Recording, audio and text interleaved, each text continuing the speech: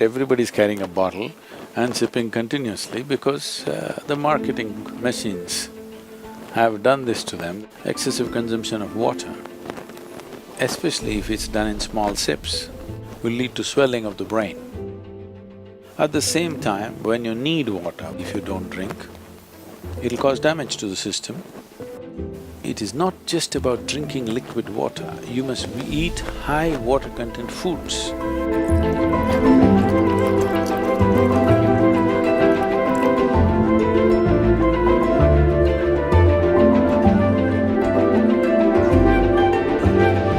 If you don't feel thirsty, if you don't drink water, nothing is going to happen, you're going to be fine. It's only in America, in cold climate, everybody's carrying a bottle and sipping continuously because the marketing machines have done this to them, that they must drink lots of water. Excessive consumption of water, especially if it's done in small sips, body absorbs. When it absorbs, the sodium levels, which are very delicately balanced, will drop. The rest of the body also is affected but may not be so noticeable, but in the brain, sodium levels dropping will lead to swelling of the brain. This does not mean your brain is growing. It means… swelling means it's a kind of sickness, okay? Not expansion of the brain, it's swelling up because of lack of sodium content. So because there's not enough sodium, more water goes into the brain, trying to supply the required sodium to keep the balance. So more water in your brain means you will slosh. Psychological imbalances will come when you manage to absorb. See, if you drink lots of water at one go, body will decide how much to absorb, how much to throw out. But if you keep sipping through the day, body kind of gets deceived and tends to absorb more water than it should. But let's say right now you drink 2 liters of water, all of it is not going to go into the system. What is needed, it'll take, rest of it will be shunted out.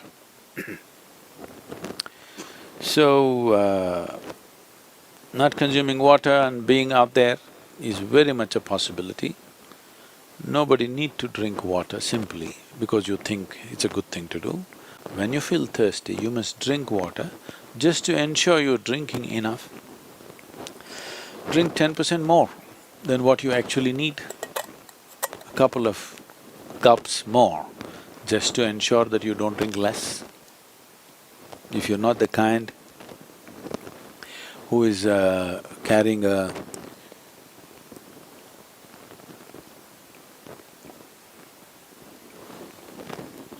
water bottle with you every minute of the day, then it's good to drink little extra water so that when the need comes, you have a certain amount of time before you can drink, that it is not an emergency.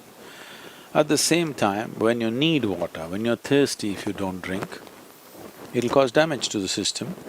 I would say, this may be very controversial, the medical fraternity will for sure protest on this, but they will come to it after maybe 20 years or 30 years.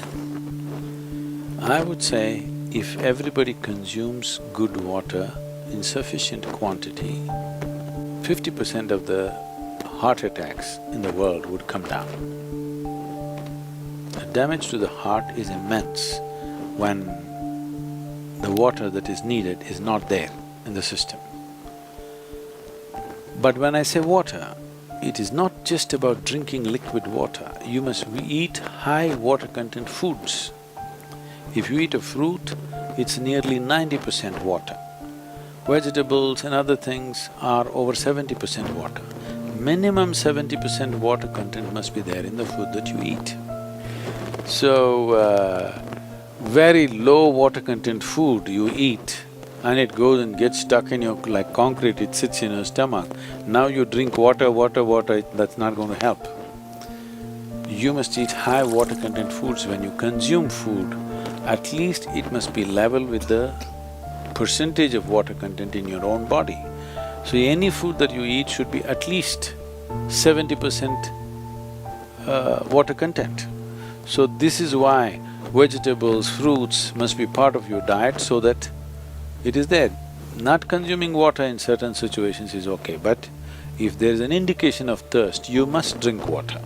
It's very necessary that you must drink water when there's an indication of thirst, because body has its own way.